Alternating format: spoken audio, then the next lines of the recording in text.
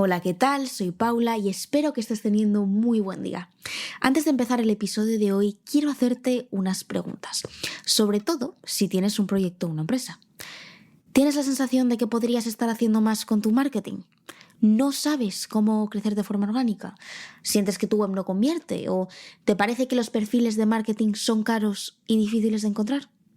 Bueno, pues si te sientes identificado, es hora de tomar las riendas. Y para ello, desde el equipo de Genes hemos creado MyCMO, un plan de 6 meses para que por fin tu marketing contribuya de verdad a que tu negocio crezca. MyCMO es un proyecto que nace con la misión de poner tu marketing a otro nivel, tanto si estás empezando como si tu negocio ya ha arrancado. No más quebraderos de cabeza. En MyCMO, como te cuento, a través de un plan de 6 meses trabajamos contigo y tu equipo para llevar tu marketing al siguiente nivel, dejando todo el conocimiento in-house. Si quieres saber más, escríbenos a hello@mycmo.es o métete en mycmo.es. Que siga el movimiento. Yo estaba en San Francisco, que además estaba embarazadísima y estaba pues apurando de los últimos vuelos que iba a poder hacer. Y de esto que te suena el teléfono, ves un número de España y allí ya es por la tarde, mediodía tarde, entonces tienes esa sensación que dices mal, porque en España ya no son horas de llamar en ningún sitio, ¿no? Y efectivamente, pues bueno, nos llamaban del vivero donde estábamos diciendo: se te está quemando toda tu nave ahora mismo.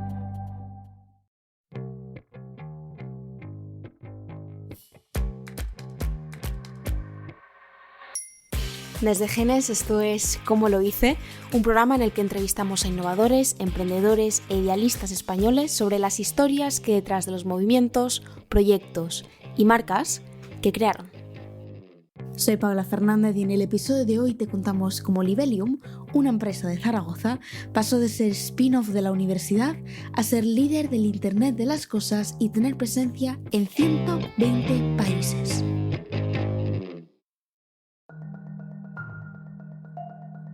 Antes del 2006, mucho antes de que la posibilidad de que Alexa pudiese encender las luces o reproducir tu canción favorita, antes de los termostatos inteligentes o incluso antes de que la idea de medir la calidad del aire con un sensor se escuchase en nuestro país, Alicia Sin y David Gascón tuvieron una idea.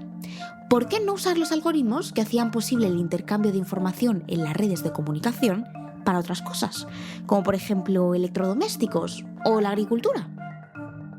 Bueno, pues si la idea ya llamaba la atención por su concepto, la llamó incluso más por haber nacido en una ciudad en la que el emprendimiento tecnológico no estaba muy visto: Zaragoza.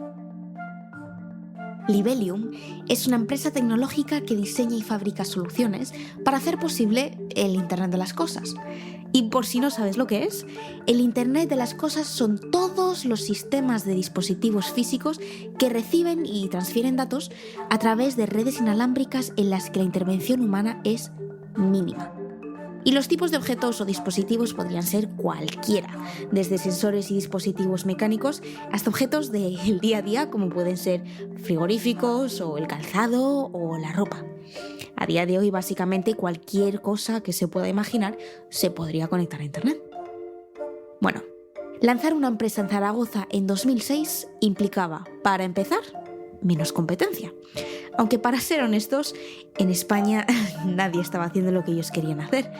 También implicaba menos distracciones y bastante menos acceso a capital.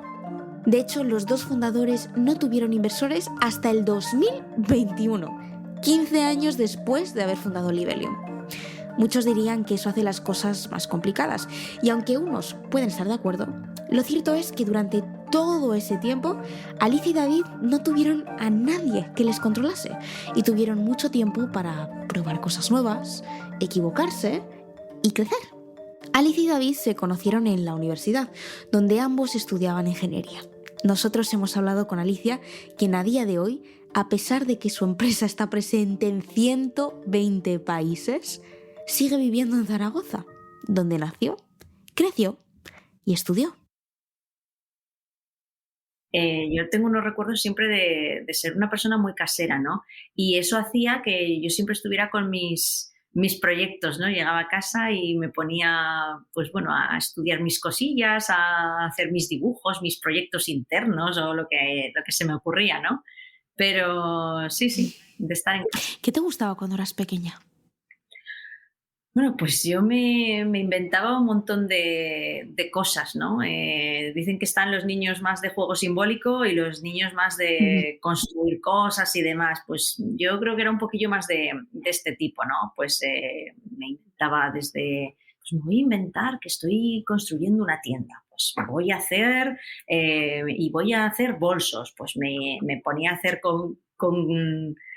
con papeles, me empezaba a diseñar como bolsos, ¿no? Y me generaba ahí tal. Y ahora voy a hacer abanicos. Me hacía papel pero en plan como hacer género, ¿no? Para tener muchos como para vender. Y de hecho me hizo mucha gracia porque el año pasado vino un día mi hija mayor de casa de sus abuelos y le había dado por hacer un bolso de papel, ¿no? O sea que es un poco, ¡Ay, otra Alicia! es un poco lo mismo. ¡Qué O bueno! sea, ¡Qué bueno! sí. También tengo entendido que eras deportista, ¿no? Porque, Ujú, empezaste a competir en remo cuando eras pequeña. ujú. Sí, empecé como a los 11 años o así, y yo siempre digo que es una parte muy, muy importante de cómo soy ahora, se forjó durante esos años y gracias a lo que supone el esfuerzo del deporte y demás. A mí me marcaron los valores del deporte muchísimo y sobre todo el hecho de que cuando haces un deporte de minorías, como es el remo, enseguida estás en un nivel muy alto, ¿no? Enseguida estás en campeonatos de España, en campeonatos nacionales, y el nivel de exigencia pues es muy, muy, muy fuerte, ¿no? Y bueno, pues yo desde muy temprano tuve que aprender a hacer sacrificios. Yo no me fui, por ejemplo, de viaje de estudios porque estaba concentrada Guau. entrenando 3 veces al día. Y bueno, pues ese entrenamiento de lo que es hacer sacrificios en Ujú. pro de algo que va a venir después, yo creo que es algo que me he llevado para siempre, no solo para el deporte, sino para todas las facetas de mi vida y me parece súper valioso. Ujú. Y además mucha gente dice eso, que el deporte te entrena a esa dedicación, lo que tú estás diciendo. Oye, por curiosidad, ¿conocías a alguien que hiciese remo o no sé, qué es lo que te introdujo al deporte? Porque no es que sea el más conocido entre los niños, que se dice. Pues por casualidades de la vida, yo iba a un club en Zaragoza, a la piscina a la que yo iba en verano, pues estaba en la orilla del río. Y entonces, pues como consecuencia de eso, había un equipo de remo y también un equipo de piragüismo, Ah, ¿vale? Y vino un día una amiga que dijo, me voy a apuntar, me he apuntado a remo, es súper chulo, tal. Y yo siempre recuerdo que he sido una persona que me ha gustado siempre probar cosas nuevas. ujú. Si me han ofrecido hacer una nueva actividad, enseguida me ha gustado. Y bueno, pues probé. Esta amiga duró el cursillo de un mes que se hacía y yo estuve pues 6 años más. O sea que al final Y llegaste a competir, ¿verdad? sí, llegué a competir y de hecho llegué a tener el título de entrenadora. O sea ¡Guau! que sí, que yo siempre, a veces de broma, digo, bueno, que mis primeros estudios. Porque la cosa sale mal, siempre tiene siempre tienes el remo. Qué bueno. Sí, Entonces, una vez que acabas la universidad, o sea, la universidad, el instituto, supongo que dejas también remo, ¿verdad? sí, sí, sí. Y te metes en la Universidad de Zaragoza a estudiar ingeniería Ujú, y ingeniería informática, y allí conoces a tu cofundador, que es David. ujú. Eso ¿Cómo es. os conocéis? Pues nos conocemos, yo creo que el primer día de clase ya. O sea, que yo creo que coincidimos enseguida dentro del grupo de gente pues bueno, que nos sentábamos más o menos en los mismos sitios y demás. Y a lo largo de los años de la carrera, pues fue uno de mis compañeros de prácticas, ¿no? Que siempre había que hacer trabajos en Ujú. grupo y demás.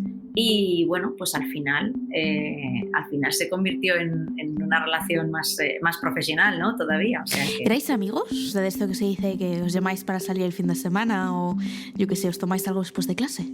Sí. Sí. ¿Y en algún momento solíais hablar de hacer cosas juntos, de en algún momento tener un proyecto en conjunto? No. La verdad es que fue algo, pues como yo creo que como las cosas importantes de la vida, o por lo menos en mi experiencia, ¿no? Tal cual me han ido pasando a mí, suelen ser decisiones rápidas que tienes y que ves muy claras, ¿no? Y yo estaba terminando mi proyecto final de carrera y él acababa de volver de Londres de hacer el suyo. Y me acuerdo de una tarde que me lo planteó tal cual, me dijo, oye, he pensado que tendría que, ahora que he hecho el proyecto sobre esto y que hay muy poca gente, creo que hay muy poca gente en estos momentos en el mundo trabajando en este tipo de tecnologías y demás, creo que sería muy buena idea que hiciéramos una empresa. Y yo lo vi muy claro en ese momento, dije, claro, y empezamos. ¿Por qué? ¿Por qué no? Que dices, a veces bendita ignorancia y bendita inconsciencia, ¿no? Sí. Porque cuando te preguntan, ¿es mejor emprender recién sales de la universidad o es mejor emprender cuando ya llevas unos años de rodaje? Bueno, pues todo tiene sus pros y sus contras, ¿no? Lo malo es que había muchas cosas que no teníamos en cuanto, sobre todo, a redes de contactos e incluso formas de saber lo que era una empresa. Pero claro, por contra, no teníamos nada que perder y todavía, y éramos tan ignorantes que ni siquiera sabíamos qué teníamos que temer. O sea que... Yo creo que es lo que acabas de decir, bendita la ignorancia. Muchas veces es mejor no saber. Es no saber y tirar por ahí. ¿Y de qué iba su tesis? Bueno, pues es sobre algoritmos de comunicación distribuidos. Digamos que en redes de comunicaciones ha habido un paradigma predominante que es el de que todas las comunicaciones van a una parte central y de esta parte central se recolectan y van a otros nodos. Y él estaba investigando pues, en lo que se llamaba el paradigma distribuido, es decir, pues que no haya un concentrador en el centro, sino que tengamos pues como una red de nodos en los que todos envían los mensajes correspondientes, ¿no? Y bueno, pues esto que era algo como muy, muy técnico, luego fuimos investigando en cuáles eran los casos de uso prácticos, ¿no? Hasta llegar a la parte del Internet de las cosas, que entonces no se llamaba así, y a las ventajas que ese tipo de comunicación podía tener. ¿Tu trabajo de fin de curso, de fin de carrera, también tenía algo que ver con eso? ¿O era algo que no tenía que ver, algo distinto? Mira, mi proyecto de fin de carrera a mí me gustaba muchísimo dentro de ingeniería informática. Yo estaba más especializada en la parte de arquitectura de computadores, compiladores, o sea, como la parte más hacia adentro, podríamos decir, ¿no? De las tripas hacia adentro. Y yo hice un proyecto totalmente diferente sobre las corrientes de fuga, sobre el consumo que generaban las corrientes de fuga en procesadores de altas prestaciones. O sea, que es que esto queda... Wow. Queda muy bien decirlo, ¿no? Porque no te enteras absolutamente de nada cuando te lo dicen y dices, joder, debe ser súper interesante. Debe ser súper interesante. Entonces, David te dice, venga, que estoy pensando que vamos a hacer una empresa. Dices, sí. ¿Y luego qué? ¿Qué hacéis? Pues lo primero fue empezar a recopilar información, ¿no? Al final, en todo proyecto, tú lo primero que haces es lo que viene siendo me voy a enterar de qué es esto, me voy a enterar de qué va esto, ¿no? Y bueno, pues hicimos un barrido, aquello fue durante el verano del 2006, pues hicimos un barrido de todas las, pues los diferentes viveros de empresas que había, el programa de spin-off de la Universidad de Zaragoza, el programa que ofrecía el CI Aragón aquí en Zaragoza, ya incluso nos apuntamos a los cursos de creación de empresas del Ayuntamiento y del Instituto Aragonés de la Juventud, ¿no? Que, claro, yo siempre hago esta reflexión.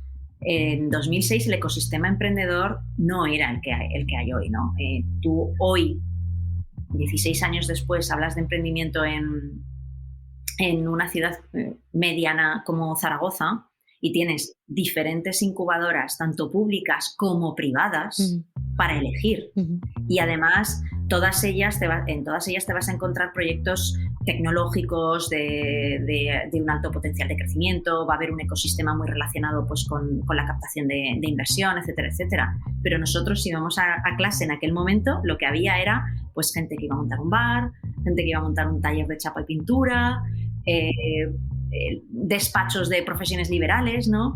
Entonces, bueno, pues eso te da también una visión muy tangible, ¿no? Empresas muy de verdad, muy de no plantearse de ninguna manera el conseguir financiación y de tener que sobrevivir desde el primer día, ¿no?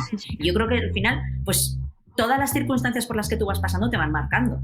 Si hubiéramos estado en un ecosistema en el que, bueno, pues yo qué sé, te empujan más hacia la creación de valor, tú crecen usuarios, luego ya monetizaremos, luego ya tal, y bueno, pero las facturas, las nóminas, bueno, vamos a buscar financiación, pues hubiera sido diferente y hubiéramos tenido un ADN muy diferente en la empresa, ¿no? O sea que yo creo que es interesante recordar de dónde viene cada uno para entender por qué estamos donde estamos después. Y al final acabasteis entrando en ese spin-off de la Universidad de Zaragoza que mencionabas. Lo primero que hicimos fue conseguir el sello como spin-off de la Universidad de Zaragoza, que aquello nos daba, sobre todo, la parte más importante es que nos pagaban un becario durante un año. Es decir, éramos 3 y el único que cobraba era el becario. Pero tú imagínate el poder tener un trabajador, eso era impresionante, ¿no? Y luego estábamos a la vez en el CEI, que es una red de viveros que hay por toda España, y ahí también teníamos diferentes ayudas, ¿no? No quizá, desde luego, no un mentoring como el que puedes encontrar hoy en las incubadoras con todo lo que es el ecosistema emprendedor hoy en día, ¿vale? Pero bueno, buscamos nuestro refugio, de alguna manera, en el que empezar a nacer, iba a decir a crecer, pero bueno, más bien a nacer. Y bueno, pues una vez que nos establecimos, empezamos hacia adelante. ¿La gente entendía lo que queríais hacer cuando llegasteis con vuestro proyecto? En muchas ocasiones no. Pero a mí eso no me preocupa tanto porque generalmente cuando a alguien le explicabas lo que querías hacer y te decía súper técnico, es que no os estoy entendiendo. Pero bueno, primero te lo reconocen con humildad, el decir, oye, pues yo de esto tal vez no soy tú el principal experto para ayudarte. Y 2, te intentan ayudar en decir, bueno, pues mira, yo de esto no tengo ni idea, pero te puedo hablar de cómo generar un presupuesto, de cómo hacer el seguimiento de un plan financiero, de cómo hacer otras cosas, ¿no? Pues bueno, bien está. Te puede ser limitado, pero nadie te está engañando con lo que te está dando, ¿no? A mí, sin embargo, he estado en otros foros donde había supuestos expertos en emprendimiento, en empresas de alto potencial, etcétera, etcétera, que no había creado una empresa en su vida, que no ni siquiera tenían una carrera técnica ni demás, pero por alguna razón habían llegado a ser el asesor de innovación de no sé qué entidad y estaban asesorando startups. Y no tenían el seniority que tienes que tener para poder hablar con propiedad, pero vamos, te hablaban que no tienes inversores lo siento, es que tu empresa ya ha quebrado. no, pero que no te entiendo, si estamos pagando de... No me entiendes, es que esto es en sentido figurado, pero da igual, es que ha sido, mira, hace 6 meses se te pasó la fecha.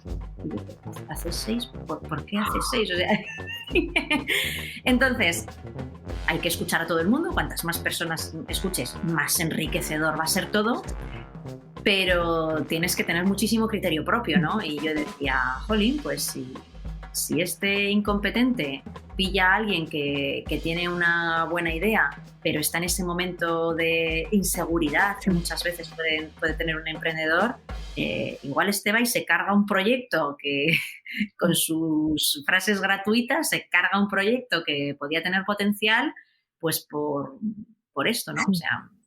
Además, tengo entendido que tú eras muy joven, tenías 24 años cuando empezasteis. Libelium, que por cierto, ¿de dónde viene el nombre?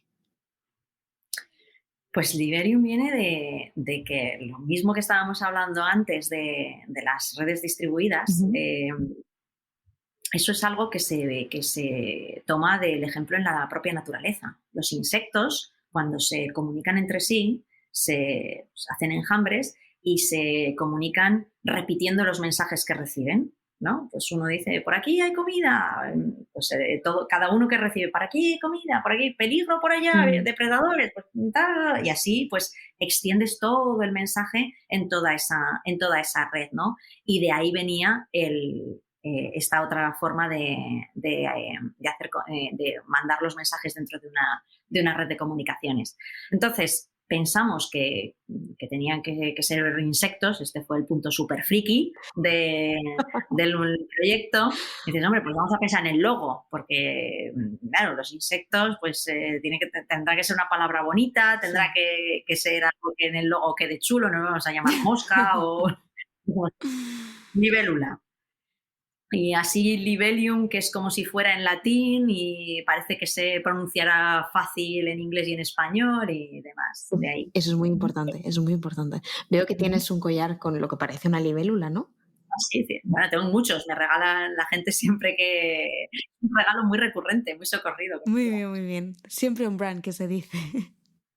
Bueno, noviembre de 2006, tú tenías 24 años y hay una cosa que me llama mucho la atención y es que cuando empezáis con esta aventura, tanto David como tú tomáis la decisión de que tú vas a ejercer el puesto de CEO. David es el CTO y tú eres el CEO, la Chief Executive Officer. Alicia, tú habías estudiado una ingeniería y de repente te metías en un puesto de ejecutiva. Voy a intentar buscar la manera más suave de decirlo, pero o sea, ¿sabías lo que hacías? ¿Habías hecho algo así antes? Pues poco. A ver, es cierto que nosotros en la carrera, en las ingenierías, pues tienes también unas cuantas asignaturas de economía, de finanzas, de gestión de equipos y demás. Y era algo que no había estudiado en profundidad, pero de alguna manera me gustaba mucho también, ¿no? Me atraía esa parte.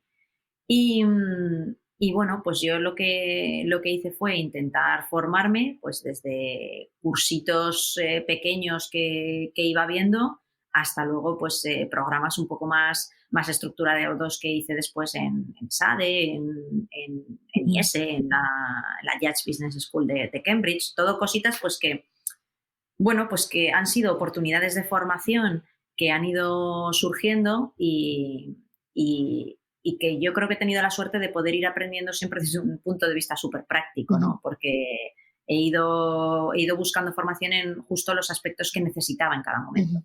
Entonces, ¿cómo empezabais a poner esto en marcha? Porque empezáis, bueno, con un poco de mentorship, pero hay que tener en cuenta que vosotros también generáis un producto, ¿no? Un producto que es tecnológico. Y todo eso, hay muchísimos pasos que van antes. ¿Empezasteis, por ejemplo, a hacer un prototipo? ¿Tenéis un prototipo hecho? Sí, y esto también va en línea de lo que te decía, de que hay veces que hay decisiones, las decisiones más importantes que vas tomando, pues muchas veces son por cosas que te encuentras de repente de narices en la vida y Ah, pues sí, por aquí, es verdad, claramente, claramente, ¿no? Y justo habíamos entrado en contacto con uno de las pocas personas que en aquel momento, en el 2006, tenía algo de experiencia en el mundo, Wow. sobre el protocolo de comunicaciones Zigbee, este protocolo que se Sí. comunicaba con las abejitas. Resulta que era un chico de nuestra universidad. No te O creo. sea, eh, era un poco, dices, pero ¿cómo puede ser, no? Había hecho su proyecto de fin de carrera en Suecia y era una de las pocas personas del mundo que tenía experiencia con estos protocolos de comunicación. Wow. Entonces, cuando nos enteramos y contactamos con este chico, le encantó el proyecto, ¿vale? Y, y como él era ingeniero electrónico y tenía experiencia en desarrollo de dispositivos, pues eso también marcó que nosotros íbamos a ir por ese lado de desarrollo de producto, ¿no? Y a lo mejor podíamos haber pensado en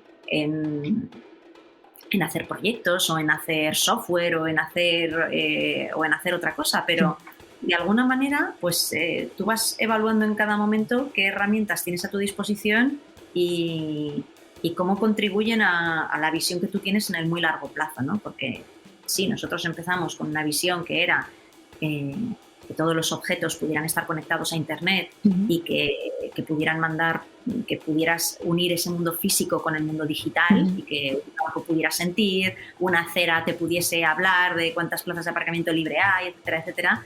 Pero aterrizar esa visión en algo tangible de, vale, pero tú, de todo lo que hay, de todo lo necesario para que eso sea una realidad, ¿qué vas a hacer? Y bueno, pues con este chico, que por cierto, no solo es el empleado número 1 de Libelium, sino que sigue en la empresa a día de hoy, y yo creo que es algo pues, que hace ilusión y lo que es sentirse orgulloso siempre, ¿no? Pues este chico estaba muy en contacto con una plataforma de prototipado que se llamaba Arduino y que la utilizaban mucho pues, los makers, las universidades, los docentes. Y lo que vimos era que dijimos, oye, ¿y por qué no empezamos a hacer los primeros prototipos que sean compatibles con esta plataforma como para ir haciendo nuestro producto final a trocitos? Ahora la parte de las comunicaciones, ahora la parte de la batería, ahora la de los sensores, ahora esto. Y podemos ir poniendo esto a la venta en un mercado secundario para nosotros, en un mercado más B2C o B2 educación, ¿vale? Con lo cual vamos a tener feedback de los usuarios y además un feedback de un usuario muy avanzado porque es un usuario técnico que nos va a dar su opinión y vamos a empezar a comercializar algo desde ya. Wow. Y bueno, tal y como que yo soy una persona siempre muy, muy gráfica, ¿no? Como yo me visualizo, eso que hicimos era cuando tú te lanzas a emprender y a abrir una empresa, es como si te lanzaran en una barca al mar con un agujero. Entonces esa barca se está hundiendo. Y el construir un modelo de negocio sólido y ya evitar que se hunda, eso es el conseguir reparar el agujero. Sí. Bueno, pero mientras lo reparas y no, mínimo tendrás que tener un cubo que te permita echar agua por lo menos más rápido de lo que te va entrando la nueva para que no te hundas del todo, ¿no? Bueno, pues esto de esta tienda, este e-commerce para makers y demás, donde vendíamos los primeros prototipos de nuestro producto, se llamaba Cooking Hacks, para mí era ese cubo. No era un fin en sí, pero bueno, pues fue nuestro mecanismo de financiación. Y además, en el momento en el que David y tú decidís lanzar Libelium, ¿tu padre también decidió emprender? Cierto. Wow. ¿Y vivíais en la misma casa? Sí. Claro, porque si no, vamos, no sé cómo hubiera podido.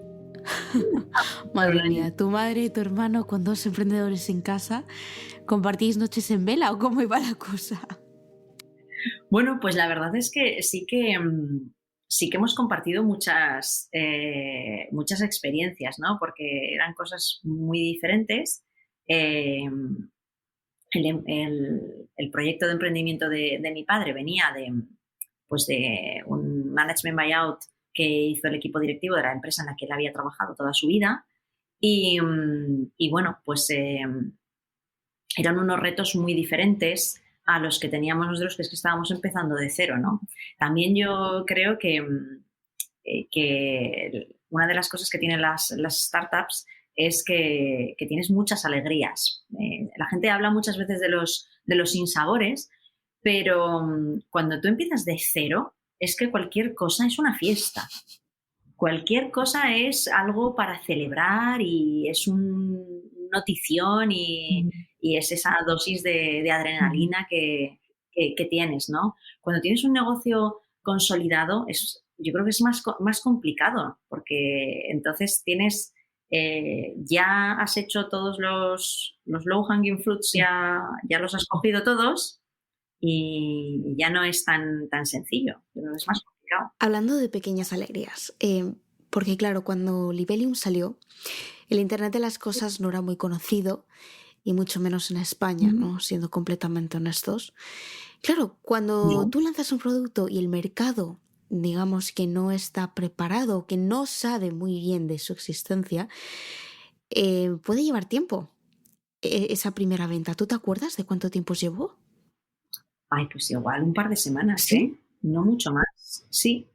Porque era como nosotros empezábamos en esta tienda, en este e-commerce, empezábamos distribuyendo también parte de los productos de esta marca de Arduino, que era una marca conocida en el mercado, pues digamos que ya ya existía un mercado, pequeñito o limitado, pero ya existía ese mercado, ¿no? Y lo que nosotros hacíamos era, bueno, pues yo te distribuyo esta parte y luego aparte desarrollo complementos y productos asociados a este producto que, bueno, pues eso tiene el efecto de arrastre y de cross-selling, que es más fácil de introducir. Y este producto era, a ver si lo pronuncio bien, Wasmode. Wasmode fue el resultado de los 3 primeros años de vida de Libelium, de todas estas pruebas, estos prototipos y demás. Al final eso se tangibilizó en un dispositivo para el mercado B2B y para el mercado profesional que bueno, ha tenido varias revisiones en los últimos años, pero que a día de hoy todavía comercializamos. O sea que ha tenido una vida muy, muy larga, ¿no? Alicia, ¿cómo estáis financiando todo esto? Estoy suponiendo que tirabais de ahorros personales. Sí, nosotros nos financiamos constituimos la empresa con los 3.006 euros, que a mí siempre me parece lo de los 3.006 euros de capital social que tenía que tener una SL, y luego teníamos la parte de lo que no teníamos que gastar. En el caso del becario que pagaba la Universidad de Zaragoza, pues eso era algo que no tenías que gastarte. Y nosotros también capitalizamos todos los productos que íbamos generando, y el primero de ellos es tu plan de empresa. Bueno, pues lo presentamos hicimos la típica ronda de premios, concursos de emprendimiento, ideas de innovación, etcétera, etcétera, y la verdad es que ganamos unos cuantos premios, ¿no? Con lo cual, pues conseguimos esa notoriedad que tan necesaria es cuando estás empezando en un proyecto. Y al mismo tiempo también, pues muchos de ellos venían con una dotación económica importante. Vamos, conseguimos en los primeros años pues igual unos 80.000 euros en premios. Que claro, todo depende del prisma con el que lo veas. Si tú tienes una aproximación de arriba a abajo, pues probablemente con 80.000 euros es que no tienes ni para empezar, ¿no? Pero si tú estás yendo de abajo hacia arriba, pues entre eso, las ventas que a partir del 5.º mes nosotros ya facturábamos. tenía nuestro pequeño cubo, ¿vale? Pues este mes 3.000 euros, este otros 3.000, este Wow. 7.000, ahí va, este 12.000, fiesta, fiesta por todas partes, ¿no? Entonces, bueno, pues el tener una base de ingresos cada mes, más lo que no gastábamos, más lo que ganábamos de premios y un crédito que conseguimos que nos dieran, pues bueno, pues entre todo eso salías. Es curioso, es completamente, completamente distinto a lo que estamos acostumbrados a escuchar aquí.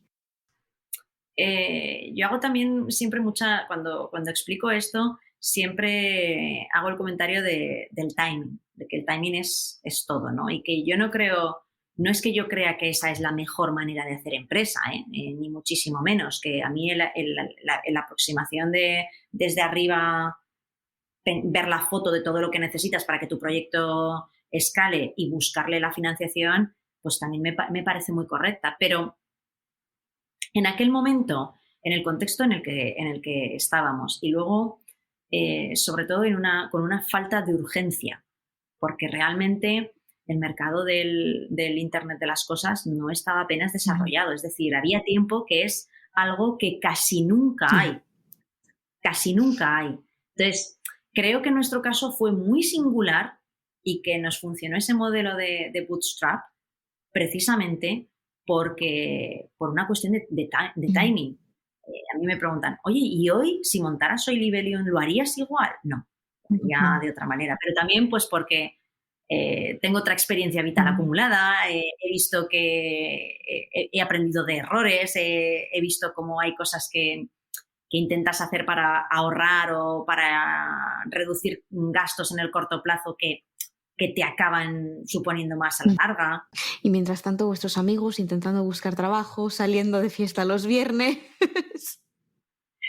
Bueno, pero tampoco como en aquellos primeros años, pues todavía había gente que a lo mejor aún le quedaba alguna Ujú. asignatura. Bueno, pues todavía no había grandes diferencias, ¿no? Vale, pues nos volvemos al 2009, que fue el año en el que ganaste un premio y te fuiste a Cambridge, al George Business School, ¿no? Sí, sí, que fue un premio que nos dieron, formaba parte de un premio que nos dio la Caixa, Emprendedor 21, y era un programa de aceleración y demás que a mí me abrió muchísimo, muchísimo los Ya me ojos. imagino. ¿Qué recuerdas de esa experiencia? Sobre todo fue una experiencia que nosotros que veníamos de un momento en el que, en el que nuestros orígenes habían sido pues estar en un ecosistema que no era como muy, muy emprendedor, muy como Sí. nosotros, ¿vale? Pues de repente entrar en contacto con personas pues, que estaban haciendo tecnología, que estaban haciendo biotecnología, que estaban haciendo un montón de cosas alucinantes, todas ellas, que yo decía, madre mía, a mí siempre te parece que lo tuyo es lo menos interesante, ¿no? Y dices, pero si es que aquí hay talento a raudales, ¿no? Y la verdad es que eso es el compartir con otras personas que están haciendo el mismo viaje que tú, tanto esa energía que hay siempre en el ambiente y te ¿Verdad? ayuda, te refuerza de alguna manera. Ya solo el estar expuesto a eso, pues ya te motiva y te carga las pilas, ¿no? Pero también el compartir los problemas comunes que teníamos todos, ¿no? Pues oye, vosotros cómo estáis haciendo esto, cómo hacéis lo otro y de qué manera, qué problemas habéis tenido aquí. Pues bueno, pues Claro. compartías esa sabiduría del emprendedor que era muy, muy enriquecedor. Hola, soy Paula y estás escuchando la historia de Livelium, la empresa del Internet de las cosas más importante de España. Pues después de volver de Cambridge, Alicia y David siguieron levantando poco a poco su negocio y cada vez más empresas empezaban a incorporar el Internet de las cosas en sus productos. De hecho, ese mismo año, en el 2009, Google empezó a trabajar en su coche autónomo Waymo. Y lo sé, seguro que ahora estás pensando, vale, pues aquí es cuando todo empieza a acelerar, ¿verdad? Bueno, pues no del todo. Las revoluciones tecnológicas generalmente se generan en periodos de unos 20 años y la sociedad en ese momento aún no estaba en ese punto.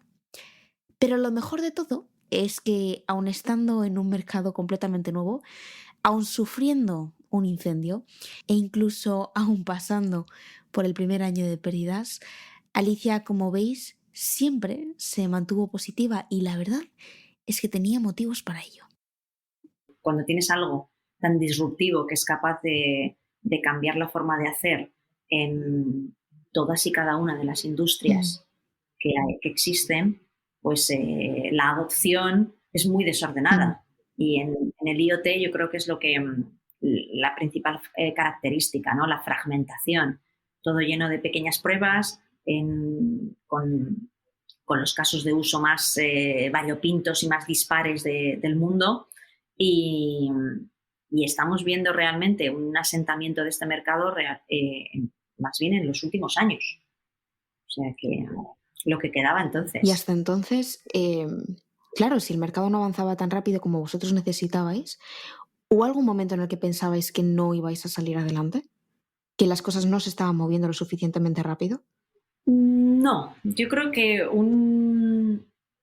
una de las características de Liberium ha sido el ver las dificultades con mucha serenidad, diría yo, ¿no? Con la serenidad de ver en el futuro y decir, bueno, hay que ser capaces de hacer un plan para aguantar lo siguiente y ya está, ¿no?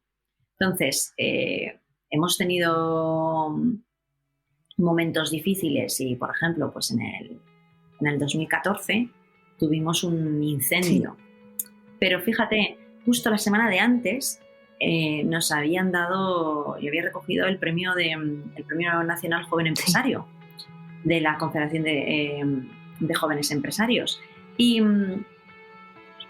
y eso de alguna manera te valida esta hipótesis de que no te puedes dejar llevar por tus emociones solamente cuando estas están guiadas por hechos Sí. aislados, ¿no? Porque al final, bueno, pues hace una semana estábamos, estábamos celebrando que teníamos un premio nuevo y que, pues bueno, pues era una alegría porque es algo siempre muy, muy Mm. agradable y una semana después se nos había quemado absolutamente todo el almacén y teníamos que lidiar con los seguros, teníamos que buscar otra ubicación donde implantar nuestras oficinas. En la vida hay que aprender a modular mucho las Mm. emociones y a darles la intensidad que merecen en cada Sí. momento. ¿Tú te acuerdas de cómo recibiste la noticia o qué estabas haciendo? ¿Dónde estabas en el momento en el que de repente te enteras de que esto fue un 3 de abril, además, a las 9 de la noche, y os Ujú. enteráis de que la oficina se está quemando? Pues yo estaba en San Oh, Francisco, que además estaba embarazadísima y estaba pues apurando de los últimos de los últimos vuelos que iba a poder hacer. Y de esto que te suena el teléfono, ves un número de España y allí ya es por la tarde, mediodía tarde. Entonces tienes esa sí. sensación que dices, Uf, mal, porque en España ya no son horas de lo llamar a sentiste. ningún sitio, ¿no? Y efectivamente, pues, pues bueno, nos llamaban del vivero donde estábamos diciendo, se te está quemando toda tu nave ahora mismo. Y dice, recuerdo además el paso, yo iba pasando, estaba cruzando una calle, iba por el paso de peatones, me quedé de repente así, ¡Ah! seguía andando y ¿Seguiste andando? sí, sí, o sea, no te puedes parar, nunca te puedes parar, no puede cundir el pánico. Y, y bueno, de hecho, yo recuerdo que tenía reuniones esa tarde y tenía que ver a potenciales clientes y demás, y de alguna manera, pues, bueno, pues nos organizamos, hicimos un poco plan de contingencia rápido con la gente que estaba en España y yo decidí olvidarme un poco de eso hasta que volviera. Mm, Decir, bueno, mira, yo ahora tengo una reunión, no puedo decir que estamos en esto, no, ahora vamos a seguir con el guión. madre mía. Y, Y es importante, ¿no? Tener esa toma de tierra a veces de decir, bueno, sí, se ha quemado, pero a esta gente que está interesada en hacer proyectos con nosotros les da igual eso. Pues Wow. Puf. ¿Llegasteis a saber qué produjo el fuego? Pues no se llegó a saber, yo creo que fue un fallo eléctrico que hubo en una luminaria o algo así, pero bueno, no fue algo, no es algo a lo que le hayamos dado muchas vueltas, ¿no? Al motivo. ¿Cambió algo después de ese momento en Libelium? Porque supongo que eso sería un antes y un después. Bueno, pues aprovechamos, yo creo que en esto en Libelium tenemos una muy buena actitud a utilizar cualquier revés grande que te viene para escenificar un cambio en positivo. Y nosotros ya llevábamos unos cuantos años en las instalaciones del vivero de empresas. En algún momento te tienes que ir, ¿no? Lo que pasa que lo que decíamos, al final, pues como cambiar de oficina tampoco es que añada mucho valor al negocio, tampoco es algo que te plantees. Y entonces, esto fue el detonante de decir, bueno, pues, ahora ya sí que sí, ha llegado ese día, ha llegado el día en el que hay que hacerlo, ¿no? Y empezó una etapa de mayor profesionalización y de tener el foco en otras cosas, ¿no? Si hasta ese momento nos habíamos marcado un poco por la rapidez, la inmediatez, el hacer cosas, pues de muchas cositas que tuvieran un pequeñito impacto, ¿no? En esos años, digamos que empezamos a trabajar en la propia profesionalización de la empresa. Es decir, pues, bueno, hicimos todas las inversiones en certificaciones de producto, por ejemplo. Implantamos procesos, implantamos nuevas estructuras también dentro de la empresa. Pues, bueno. Alicia, estabas hablando y cuando has dicho lo de los pasitos, me quedaba pensando, ¿pasitos? Yo tengo apuntado que en el 2013 uno de vuestros dispositivos se utilizó en Fukushima para ayudar a medir la radiación nuclear. Y otro de vuestros dispositivos, al poco tiempo, fue al espacio con el satélite ArduSat. O sea, yo creo que estás siendo un poco generosa con eso de pasitos. Bueno, pero realmente son proyectos que eran más representativos y más icónicos que lucrativos, ¿no? O con capacidad de escalabilidad y de replicarse. De hecho, los dos estaban muy relacionados porque el proyecto de Fukushima es algo que hicimos como proyecto de responsabilidad social corporativa, aunque entonces, en aquel momento, lo identificábamos casi más con el activismo hacker, ¿no? Que otra cosa. Pero bueno, eso nació de ver de plantearte cómo cuando sucede una catástrofe como la que sucedió en Fukushima en aquel año, y tú ves las noticias, dices, yo veo las noticias desde España, pues como muchas veces vemos lo que sucede en el mundo, ¿no? Ay, qué pena la guerra en no sé dónde, ay, qué disgusto el terremoto de tal, ¿no? Pero bueno, al final es que no puedes empatizar del todo porque no lo estás viviendo en primera persona, ¿no? Y sin embargo, lo que nos llamó la atención es que empezamos a ver cómo se hablaba, pues, de los niveles de radioactividad, lo que había, lo que no, lo que tal. Y de repente hubo una noticia que pillamos de que en California alguien decía que habían hecho estudios y habían detectado presencia de restos radioactivos que podían venir, que podían haber viajado de pues, todo el Pacífico hasta la costa de California, y que como consecuencia una empresa que fabricaba píldoras de yoduro de potasio, que son las que hay que tomar para evitar la absorción en el cuerpo, ya se había quedado sin existencias. Y son esos mensajes en los que dices, qué importante es tener la información, porque si yo me pongo en los pies, si yo cojo esta inexperiencia que tengo en esta materia y en vez de estar aquí en Zaragoza diciendo, pues no sé, será o no, o tal vez, yo soy una ciudadana de Fukushima donde realmente me importa saber qué niveles hay y saber si si puede haber intereses que hagan que se me esté ocultando los niveles de contaminación real, pues bien para evitar el pánico, bien pues porque la empresa está evitando liabilities mayores o porque los medios quieren orientar la noticia de una determinada manera, ¿no? Que es algo en lo que es el poder de darle tecnología a las personas para que puedan medir por sí mismas, darles el acceso a los datos para que saquen sus propias conclusiones, ¿no? Entonces hicimos una primera tirada de medidores de radioactividad, la mandamos a un par de hackerspaces gratis y dijimos, bueno, pues ya está. Wow. Esto ha sido nuestra contribución a Fukushima, ¿no? Y a las 2 o 3 semanas de repente nos encontramos que hay una web que publicaba datos abiertos donde diferentes personas estaban publicando de manera voluntaria y sin ningún tipo de movilización, estaban publicando los resultados de los medidores de Geiger que tenían. ¿No se te ponían los pelos de punta? O sea, al ver que algo que habéis hecho vosotros está contribuyendo a la sociedad de una manera tan enorme y tan necesaria en un momento tan crítico para sus vidas.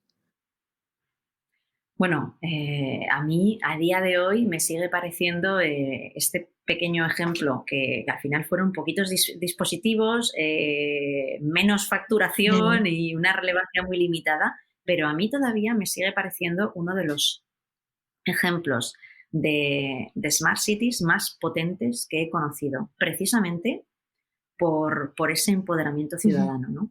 Y yo creo que cuando pensamos en las Smart Cities y en cómo las ciudades tienen que ser más sostenibles, tanto medioambiental como económicamente, creo que los datos tienen la oportunidad de quitar muchísima polarización y muchísima politización de cuestiones que a veces son técnicas meramente, y que si hiciéramos ese esfuerzo en hacer que nuestras ciudades nos hablasen de una manera más clara, creo que, bueno, pues que la datocratización, como yo lo llamo, pues nos puede dar un legado de una democracia de mejor calidad. Sí.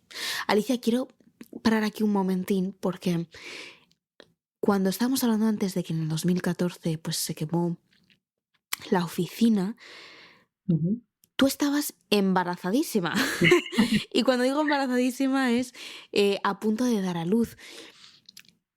Es que no me puedo ni imaginar cómo tenía que ser para ti ese momento en el que se te quema la oficina, vas a tener un bebé ahora mismo y encima eres la CEO de una empresa que está pues en medio de cambios con todo esto y de expansión.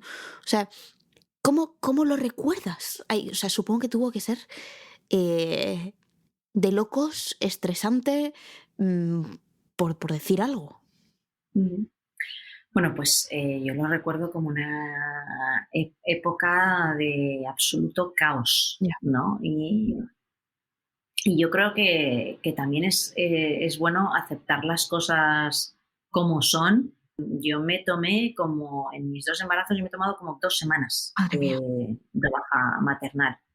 Luego también es cierto pues que gracias a que soy muy dueña de mi horario, pues bueno, siempre he podido tener flexibilidad pues para ir tarde a trabajar y pasar una buena parte de la mañana con las peques, o volver antes y después luego seguir por la noche. O sea, no quiero decir que haya renunciado a esa parte, porque desde luego no lo siento, ¿no?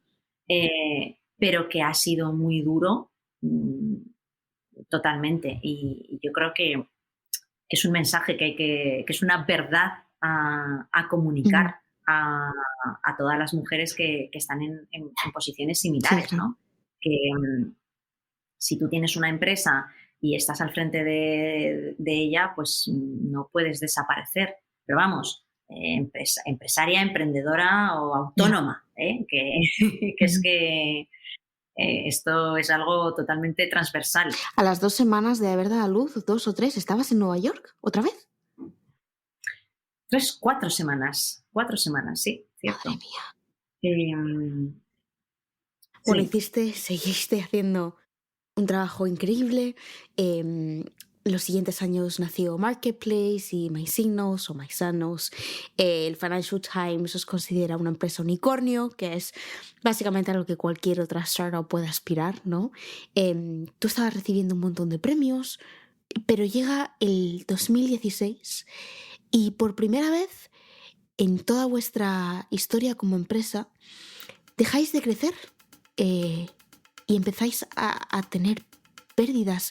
¿Qué, es, qué, qué pasó? O sea, he leído que llegasteis a crecer tan rápido que no fueseis capaces, como le pasa a muchas empresas, ¿no? de manejar bien ese crecimiento. Realmente, yo creo que no supimos gestionar precisamente el crecimiento que estábamos teniendo, ¿no? Porque nosotros manteníamos la senda de crecimiento, pero por primera vez, en vez de ganar dinero, que bueno, pues muchas startups dirán, bueno, ya querría yo estar a break-even casi todos los años, ¿no? Pero bueno, para una empresa que hacía bootstrap era súper, súper importante el generar caja cada año. Y 2016 fue el primer año que no habíamos conseguido que eso fuese así, que tuviéramos pérdidas. Entonces, analizando y haces luego el post-mortem de aquello, ¿no? Pues dices, bueno, estábamos intentando crecer de una forma como muy desordenada. No teníamos los puestos, las personas adecuadas. Y bueno, pues al final dices, eso es una parte fundamental. Pienso yo, ¿no? Una parte totalmente importante, porque las empresas realmente no existen. Existen grupos de personas que en estos momentos pues forman esta empresa, ¿no? Y en función de la energía de todos los que estemos y del talento acumulado que tengas, pues vas a tener unos resultados u otros. ¿No lo visteis venir? Yo creo que a veces estás tú siempre piensas que miras al futuro y que estás mirando con una visión en el medio plazo. Siempre lo piensas, ¿no? Pero claro, a posteriori, pues dices, no, en aquel momento no estabas pensando realmente en tan a largo plazo, ¿no? Y creo que ahí sí que se notó el que no tuviéramos o mayor profesionalización en nuestro consejo o un inversor dentro. No por la seguridad, porque al final nosotros jamás estuvimos en apuros económicos, si es que nunca hubo un riesgo, pero simplemente era la parte de no aceptar el no ver un año con números negros. Totalmente, ¿no? Totalmente. Y yo creo que siempre es muy importante el rodearte de compañeros de viaje que hayan hecho el mismo trayecto antes y que te puedan decir, no, ahora tranquilo, ¿sabes? Yo que a veces puedo llegar a ser muy impaciente, ¿no? Cuando hablas a lo mejor, yo recuerdo en el 2020 que estábamos con la pandemia y bueno, pues un momento muy, muy complicado, ¿no? Y ya habíamos decidido buscar inversión. Y yo recuerdo hablando con otros colegas empresarios que yo decía, es que esto lo tengo que conseguir antes de 5 meses, porque tal, y si tengo que conseguir hacer esto y esto, y me decían, pero ¿por qué te pones los obstáculos a ti misma? ¿Por qué no estás calibrando los tiempos de la manera correcta, ¿no? Si ya de por sí lo que estás diciendo en condiciones normales llevaría 8 meses, ¿por qué tú en el año de pandemia más difícil todavía te estás intentando autoexigir hacerlo todavía antes, ¿no? Pues estás planeando fracasar, porque si ese es tu estándar, vas a fracasar seguro. Y es verdad que es importante pues tener esa referencia. Sí, sí. He visto que tenéis muchos proyectos planeados y que, bueno, pues por desgracia y como le pasó a muchas otras empresas, no salieron adelante. Sí, fue un momento muy decepcionante porque el 2020 yo creo que todos lo esperábamos como con muchísima ilusión, ¿no? El 2020 lo anunciábamos todos como si fuera a ser un año súper especial, y vaya si fue. Lo fue. Pero nosotros teníamos un montón de participaciones en eventos súper chulos, oportunidades de exposición de marca muy grandes. Íbamos a lanzar productos nuevos que luego se retrasaron pues, por todo el tema de la pandemia. Entonces, claro, el equipo estaba también tocado en el sentido de decir, tantas expectativas en el 2020 y no solo no va a ser, sino que encima va a ser peor el año de pandemia, ¿no? Un montón de proyectos pues, que te dicen que se retrasan, que dependen de todo lo que estaba en Asia. Se paralizó por completo y todavía no se ha reactivado a día de hoy.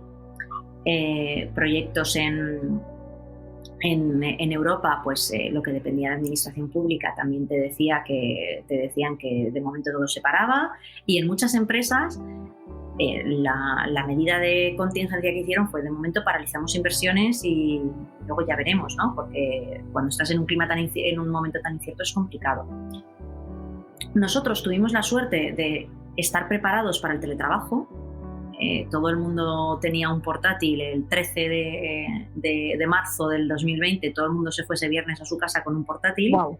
Compramos en esa semana, teníamos esa sensación rara en el estómago y bueno, pusimos un portátil para todo el mundo que todavía no lo tenía, con lo cual decíamos a todo el mundo, llévate el portátil por si acaso. ¿El qué?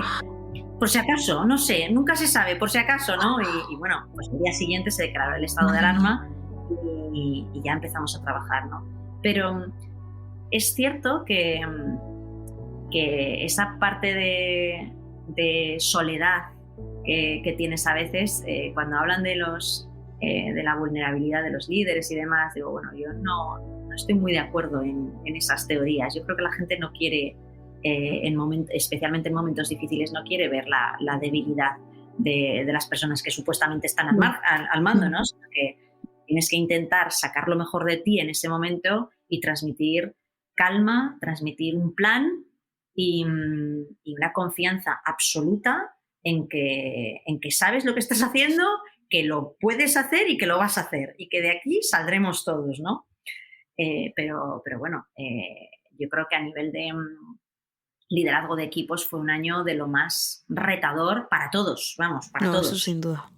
Bueno, pero es relativizar, todo es relativizar al final, de decir, bueno, es que esto al final, ahora estamos viviendo la crisis de componentes y la huelga de transportes y la guerra de Rusia y Ucrania, que también está afectando a la cadena de suministro. O sea, es que si te das cuenta, el reto no termina ningún día, cambia. Solo cambia. Wow. Creo que no podría estar más de acuerdo. Oye, y ahora que estamos hablando de Rusia y China, ¿cómo se está afectando eso? Pues estamos teniendo momentos muy, muy divertidos y retadores. Nos está poniendo a prueba nuestras capacidades de gestión. La verdad es que el equipo de operaciones está sobreviviendo al día y solventando los obstáculos que van apareciendo cada día, ¿no?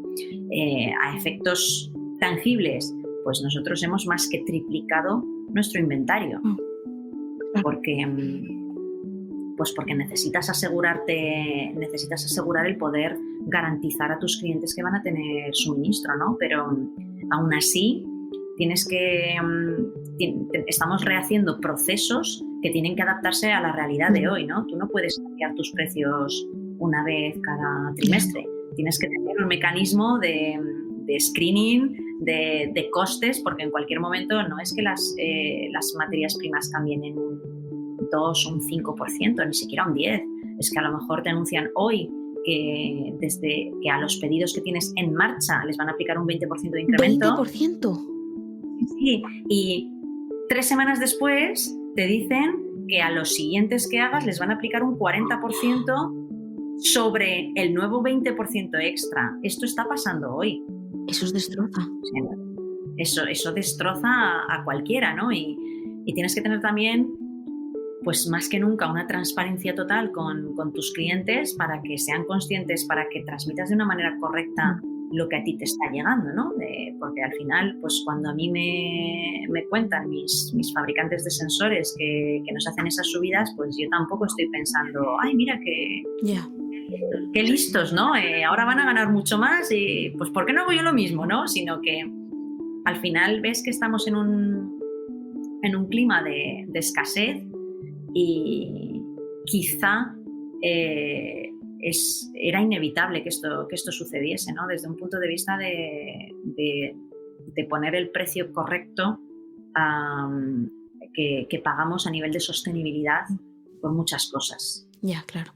Supongo que una situación así hace unos años, y bueno, se vio con el COVID, ¿no? Que hubiese sido bastante distinta, sobre todo porque, bueno, seguíais bootstrapping, que se dice, dependíais solamente de vuestra capacidad de generar dinero. Pero en el 2021, con la entrada de Axon Partners, que esto es algo que no hemos hablado, pero vamos a mencionar ahora mismo, eso digo yo que os ha tenido que transmitir una tranquilidad enorme. ¿Qué os hizo de repente decidir que, oye, que era momento de dejar entrar un fondo y empezar una nueva etapa? Bueno, pues porque yo creo que las empresas, en cierto modo, tienen también una vida propia y te van pidiendo qué es lo que necesitan. Habíamos llegado a un punto en el que la empresa realmente necesitaba dar otro pasito y necesitaba profesionalizarse en otro nivel para poder seguir creciendo, porque si no, cuando competidores que tú tenías que han captado muchísimo capital, dices, bueno, pues sí, mi producto todavía está por delante, pero bueno, es cuestión de tiempo mantener esa ventaja competitiva, ¿no? Al final, alguien que tenga muchos más recursos va a acabar adelantándote sí o sí, ¿no? Y por eso fue por lo que decidimos el lanzarnos a la búsqueda de un compañero de viaje para dar el siguiente paso y el siguiente salto. En ese momento también fue cuando tu compañero David dejó Libelium. ¿Él no estaba de acuerdo con el buscar, en meter un fondo en Libelium o decisión propia personal de que ya hasta ahí su trayectoria? Sí. Nosotros llevábamos ya 15 años con la empresa. Y claro, en 15 años, si tú comparas con otros emprendedores, pues es que hay emprendedores que en 15 años han tenido, no sé, 2, 3, 4 exits. Nosotros seguíamos ahí con el mismo proyecto, ¿no? Entonces, David yo creo que entendió que la empresa necesitaba ese nuevo enfoque y que verdaderamente era absolutamente necesario, pero al mismo tiempo pues también fue honesto y dijo, pero a mí no me apetece empezar ese viaje.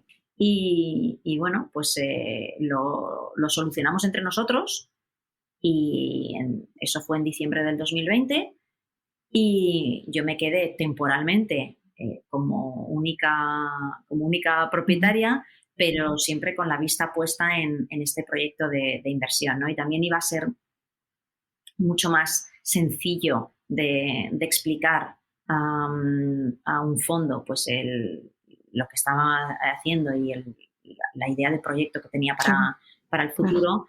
Iba a ser siempre mucho más fácil así que no de la otra manera. Y bueno, pues 6 meses después conseguí cerrar con un fondo y es la época la etapa en la que estamos ahora, ¿no? Que para mí siempre la etapa actual siempre es la mejor. Me encanta. ¿No? Sí, totalmente, hay que verlo así. Y ahora, ¿qué os depara el futuro? ¿Qué va a cambiar? Pues entra esa serenidad y mentalidad a largo plazo de ir a construir algo realmente grande y no algo que genere beneficios en el corto plazo, ¿no? Esa mentalidad de invertir, de plantear incluso por primera vez operaciones de crecimiento inorgánicas y compra de empresas, lo cual es muy muy motivador desde el punto de vista de como CEO, y también es una oportunidad muy, muy oportuna en el momento, ¿no? Y en el sector la conversación está también, todos vemos que va a haber una gran consolidación de empresas que se dedican al IoT, porque no puedes hacer un sector fuerte a base de empresas todo muy chiquititas, ¿vale? Y es un momento de grandes cambios. La verdad es que es un momento muy, muy, muy emocionante. ¿Alguna vez te paraste a pensar, wow, mira lo que hemos hecho? Bueno, me paraba y me paro, ¿no? Hay veces que también hago esa reflexión, que yo creo que a veces es sana, de intentar decir, bueno, yo que además soy una persona muy, muy crítica y muy, muy autocrítica, pues hay veces que uno tiene que parar y decir, bueno, hemos hecho muchas cosas, ¿dónde estábamos hace un año y dónde estamos hoy, ¿no? De hecho, es un ejercicio que yo hago a veces, es coger el calendario. Yo tengo todo, absolutamente todo en mi calendario. Un ejercicio que yo hago a veces es tal día como hoy, echar un año atrás, ¿no? Y ver, pues, al final, viendo las reuniones que tenías o que están relacionadas con los proyectos en los que estabas entonces y demás. Bueno, pues es un repaso rápido de decir, hace un año este día fue esto, esto y esto, ¿no? Y un año después, pues mira, estos proyectos han salido, ya están conseguidos, y esto otro, pues no, por lo que sea, y por qué no ha salido, qué aprendizaje podemos sacar de esto y ahora en qué estamos, ¿no? Y siempre dices, pues lo de hoy es más interesante que lo de hace un año, y eso te empuja a seguir, pero yo creo que es un ejercicio chulo. Qué bonito, me encanta, me encanta. Ahora voy a empezar a apuntar todo solamente por eso. Es como lo que hace el iPhone, que de repente te pone como hace un año, tal día de hoy, hace un año, y te muestra las fotos. No sé si tienes un iPhone. Sí, pero como si fuera el calendario, es verdad. Sí. Entonces, cuando miras atrás, cuando haces tu ejercicio y piensas en todo lo que habéis pasado y cómo habéis llegado a donde estás ahora, ¿cuánto de vuestro éxito, de tu éxito, lo adjudicas a suerte? ¿Y cuánto lo adjudicarías a todo el trabajo que habéis hecho? Pues 40% de suerte y un 60% de trabajo. Y porque evidentemente pienso que lo que realmente marca tu destino es tu trabajo propio, pero no me gusta llamar a lo otro suerte, ¿no? Pero llámalo circunstancias, haber conocido a personas clave, haber estado en los lugares que luego, haber conocido a alguien que años después, estando en otra empresa, con otro puesto, pues que has tenido esa entrada. Creo que es una parte importante, ¿no? Y que importa mucho. Si tenemos ese prisma, es muy importante cuidar todas las relaciones que tenemos, porque yo lo que he visto es que en 16 años, pues he visto ya tantos bailes de caras de gente a la que ayudaste un día con algo que tampoco tenías nada a ganar, pero tampoco te costaba mucho esfuerzo, y que luego esa persona ha estado en otro sitio donde años y años después te ha presentado a alguien que ha sido relevante para no sé qué acuerdo, ¿no? Entonces, la suerte está ahí en forma de las circunstancias oportunas, pero yo creo que también hay que estar muy, muy despierto y muy consciente de en cada momento todo lo que tenemos alrededor que nos puede atraer, ¿no?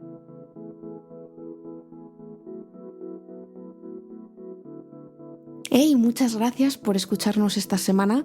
Por favor, asegúrate de que nos sigues en la plataforma desde la cual nos estás escuchando, para que así puedas estar al tanto de todas las entrevistas que vamos subiendo. Tenemos algunas increíbles programadas para las próximas semanas, así que te invito a que nos sigas, a que le des a me gusta y también a que la compartas, para que así podamos difundir el mensaje que queremos difundir, y es que si otros han podido, tú, tu amigo, tu amiga, también. Y que consigamos desmitificar un poquito el éxito y eliminar el miedo a los obstáculos, que solo así podremos cambiar las cosas. Así que muchas gracias. Como siempre te invito a que nos escribas a hola@gen-es.xyz, que nos digas de qué emprendedores te gustaría escuchar su historia y también que nos mandes tu feedback. Somos bastante buenos respondiendo, o al menos lo intentamos, y siempre tenemos los brazos abiertos a nuevas ideas. Así que muchas gracias, te mando un beso desde aquí y nos vemos en 2 semanas.